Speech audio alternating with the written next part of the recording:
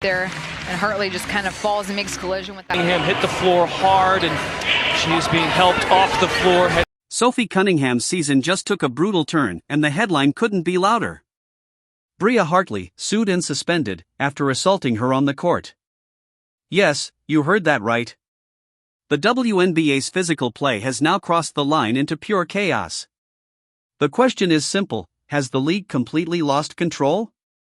Let's break it down. Was this dirty play, or just bad luck?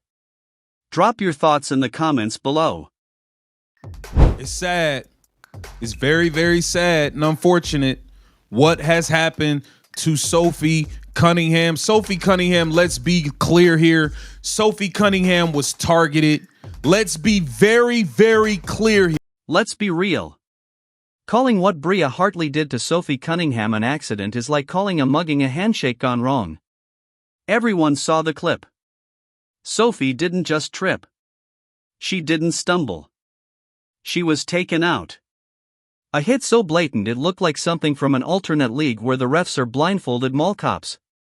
Perspective down low, and she can get a lot of people in foul. And before anyone jumps in with the classic, basketball is physical, it happens, let's set the record straight. There's physical, and then there's targeted assault. Sophie Cunningham, love her or hate her, plays tough, plays aggressive, but she's not out there yanking ponytails, dragging players by the head, or throwing people down like it's UFC fight night. That's Bria Hartley's specialty. And this isn't a one-time mistake, either. Hartley's rap sheet is longer than a CVS receipt, pulling Angel Reese out of the air by her hair, tossing Becca Allen like a sack of laundry, and now ending Sophie Cunningham's season. That's not hard-nosed defense. That's a pattern. A reputation. And the league pretending it's not happening? About as believable as a politician promising lower taxes. My goodness. Let's talk about Sophie for a second, because this isn't just some benchwarmer. Cunningham came into Indiana and gave this team something it desperately needed: fire, fight, and, let's be real, actual production. She was knocking down shots, defending like her career depended on it. But more than that, she had Caitlin Clark's back when nobody else would. Every time Clark got pushed, shoved, or hacked, Sophie was right there, ready to stand up and send a message. She was the spark, the protector, the player this team couldn't afford to lose. You talk to Sophie Cunningham and she'll say, I'm trying to wrap her up, and I do think that's what... She wasn't scared to mix it up.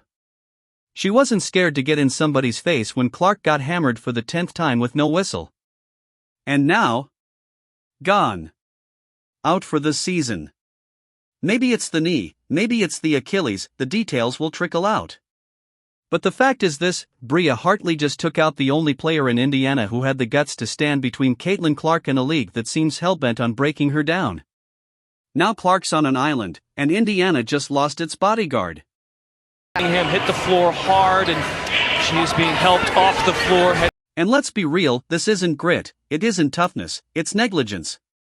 The WNBA is selling chaos as competitive spirit while its biggest names are limping off the court one by one. You think casual fans tune in to watch Caitlin Clark rehabbing on the sideline? You think kids buy tickets to see Sophie Cunningham in a walking boot? No. They want stars, they want rivalries, they want basketball. Instead, what they're getting is a demolition derby with referees who couldn't find a foul if it punched them in the face. And the league office? Silent. Pretending this is all just part of the game. Well, newsflash, this isn't basketball anymore. It's a liability lawsuit waiting to happen. Sophie Cunningham went down. It did not look good. I heard her saying no from the court. It was heartbreaking. I am hoping, this is the hope, that it was more of like a bruised knee type thing. There aren't many updates as of yet, but she will be getting an MRI, so hopefully we'll hear something tomorrow. But judging by the way that the WNBA, expands on injuries, it's probably not gonna be a lot, but my guess is that she's... Let's talk about Sophie for a second, because this isn't just some benchwarmer we're talking about here. Cunningham came into Indiana and immediately gave this team something it desperately needed. fire, fight, and let's be honest, actual production. She was hitting shots, defending like her life depended on it. And most importantly, she had Caitlin Clark's back when no one else would. She wasn't scared to mix it up. She wasn't scared to get in somebody's face when Clark got hammered for the 10th time with no whistle. And now she's gone. Out for the season. Knee injury, maybe Achilles, who knows yet. But what we do know is that Bria Hartley made sure Indiana lost the one player who wasn't afraid to protect their star. Now, let's zoom out, because this isn't just about one dirty play. This is about a league-wide problem. How many injuries have we seen this year? How many times has the WNBA been forced to roll out rosters that look like they were pieced together from a pickup run at LA Fitness? Caitlin Clark? Missed more games than she's played. Sophie? Done. Sydney Colson? Torn ACL. Ari McDonald? Broken foot. Clark hurt. Cunningham done. Ari broken foot. Colson ACL. That's not bad luck. That's a crisis. And yet somehow the league office still parades around talking about how this physicality is a badge of honor, a selling point. Really? Because last time I checked, fans don't pay money to watch the injury report scroll across the bottom of ESPN every week. This isn't about load management, Kathy. This is about a league that would rather gaslight its players than protect them. And then there are the referees. My God, the refs. These people make WWE referees look competent. Sophie Cunningham gets knocked down, bringing the ball up the floor, 75 feet away from the basket. Obvious foul, right? Nope. Play on. Sophie complains, gets a tech. That's the clown show we're dealing with. Honestly, half these refs should be working the drive-thru at McDonald's or handing out Windex at stoplights, because refereeing? Clearly not their lane. Here's the real danger. The minute players realize they can take their grievances from the hardwood to the courtroom, the WNBA's entire foundation cracks. Because if the WNBA doesn't change fast, the next headline won't be about Bria Hartley or Sophie Cunningham. It'll be about Caitlin Clark. And when that happens, the whole league's house of cards comes down, and if you think I'm being dramatic, just look around. The NBA figured this out decades ago. Jordan got calls. Kobe got calls. LeBron gets calls. Why? Because they understood that when you have a generational superstar, you don't leave them out to dry, you protect them. Because stars drive ratings, stars sell tickets, stars fill arenas. But in the WNBA? Caitlin Clark gets shoved, hacked, elbowed, knocked to the floor, and 9 times out of 10 the whistle stays in the ref's pocket. Why? Some twisted idea of toughness? No. What it really is negligence. What it really is a league too insecure about being taken seriously that they confuse brutality with credibility. And you know who pays the price? Not the refs. Not the league office. It's the players. It's the stars. It's the fans who tune in expecting to see Clark light up the scoreboard and instead see her sitting on the bench holding an ice pack. And here's the cruel irony, the WNBA has never been more in the spotlight. ESPN is actually giving it real coverage. Social media is buzzing every time Clark plays.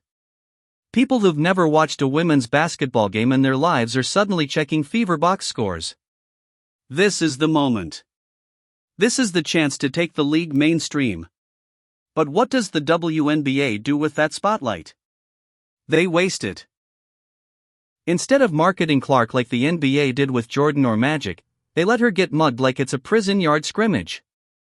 Instead of ensuring their stars stay healthy, they treat injuries like they're just part of the entertainment package. You can almost hear them saying, "Hey, at least it shows we're physical." Newsflash, fans don't care about physical. They care about performance. They care about the product. And right now, the product is a joke. Think about it. If you bought a ticket to see Taylor Swift perform and she walked on stage, sang one verse, then collapsed because nobody bothered to give her a mic stand, would you come back next time? Would you trust the promoters? That's exactly what's happening with the WNBA. Fans tune in for Caitlin Clark. They tune in for Sophie Cunningham. They tune in for stars. And instead, they get a bunch of role players duct taped together because half the roster is in a boot. And the league thinks this is fine? No. This isn't fine. This is malpractice. And then, let's not pretend the players don't see it. They know exactly what's going on. They know the refs aren't protecting them. They know the league is all talk. They know that the only thing keeping them from being the next ACL tear is dumb luck. And when players feel unprotected, do you know what they do? They shut down. They don't give maximum effort. They start thinking about self-preservation, not competition. That's death for a league. You want intensity? You want rivalries? You want highlights that go viral? You're not getting that when every player's number one thought is, please don't let me blow out my knee today. Let's not sugarcoat it, the WNBA is one lawsuit away from chaos. All it takes is one star player, maybe Clark, maybe someone else, filing against the league for negligence. Unsafe working conditions. Failure to protect. You think that's far-fetched? It's not. Look at the NFL. They laughed off concussions for years, acted like CTE was made up, and now they're paying out billions. That's the road the WNBA is sprinting down. And unlike the NFL, they don't have billions to burn. One big case, one court ruling, and this league is in shambles. And here's what makes it worse. The hypocrisy. On one hand, the league parades around talking about empowerment, talking about progress, talking about how they're growing the game. On the other hand, they stand there silently while their biggest star gets blindsided and their toughest enforcer goes down for the season. Which is it? Are you building something, or are you just cashing checks while the players take all the damage? Because right now, it looks like the latter. And fans aren't stupid. They can see it. Every time a ref swallows the whistle, every time a player limps off, every time a coach has to play lineups that wouldn't even win a YMCA championship, the fans see it. And you know what fans do when they lose trust? They leave. They stop watching. They stop caring. Here's the nightmare scenario nobody wants to say out loud. Caitlin Clark decides this isn't worth it. She decides her body isn't worth sacrificing for a league that won't protect her. She decides to walk away, or maybe go overseas where she'll be paid 10 times as much and, ironically, probably treated with more respect. What happens then? The WNBA collapses. Because like it or not, Clark is the lifeline. She's the ratings. She's the ticket sales. She's the merch. You lose her, you don't just lose a player. You lose the entire momentum of the league. And all because you couldn't be bothered to blow the whistle when she got hacked going to the rim. And don't get me wrong, this isn't about making the league soft. Nobody's asking for bubble wrap. This is about fairness. This is about protecting investment. This is about making sure the product on the floor is the best it can be. The NBA figured out that balance decades ago. You can have physicality. You can have intensity. But you can't have open season on your stars. You can't let the refs become part of the entertainment. You can't let half your rosters look like they just left urgent care. That's not toughness. That's stupidity. And let's talk about Bria Hartley for a second, because let's be clear, her play wasn't just hard. It was reckless. She knew exactly what she was doing. She knew Sophie was the one player who wouldn't back down, and she took her out. And what did the league do? Slap on a fine? Maybe a suspension? Who cares? Nothing that actually changes anything. Nothing that tells the next Bria Hartley, don't even think about it. So what message does that send? It tells every player in the league, if you don't like someone guarding your star, go for the knee. Go for the ankle. Take them out. The punishment won't be real. The deterrent doesn't exist. That's how you breed chaos. And chaos doesn't sell. You think fans want to watch highlight reels of bodies dropping like it's a UFC undercard? No. They want to see shooting, passing, skill, drama. They want to see Caitlin Clark hit logo threes. They want to see Sophie Cunningham jawing at defenders after hitting a big shot. They want to see rivalries that are built on competition, not on hospital visits. That's what drives engagement. That's what keeps people coming back. But the WNBA doesn't get it. Or worse, they don't care. So where does this go from here? Honestly, nowhere good unless the league wakes up. Because right now, the trajectory is ugly. More injuries. More stars out. More refs turning games into clown shows. More fans asking themselves why they should bother watching. And once fans check out, you don't get them back. This isn't the NFL. This isn't the NBA. You don't have 100 years of history to lean on. You don't have billions in TV deals cushioning you. You have momentum. That's it. And momentum is fragile. Once it's gone, good luck getting it back. And here's the kicker. This league has everything it needs to explode. The talent is there. The stars are there. The storylines are there. Caitlin Clark is a walking storyline. Sophie Cunningham was becoming one. The rivalries are brewing. The attention is higher than it's ever been. The foundation is there. But instead of building on it, the league is sabotaging itself. Instead of turning this into the golden era of women's basketball, they're turning it into a cautionary tale. And if they don't fix it fast, the window will slam shut. Because let's be real, sports is entertainment. And entertainment is about trust. Fans have to trust that when they buy a ticket, when they turn on the TV, when they invest their time and money, they're going to get a product worth caring about. Right now, the WNBA isn't delivering that trust. Right now, they're asking fans to believe in a league that won't even protect its own players. And that's not just bad business. That's suicidal.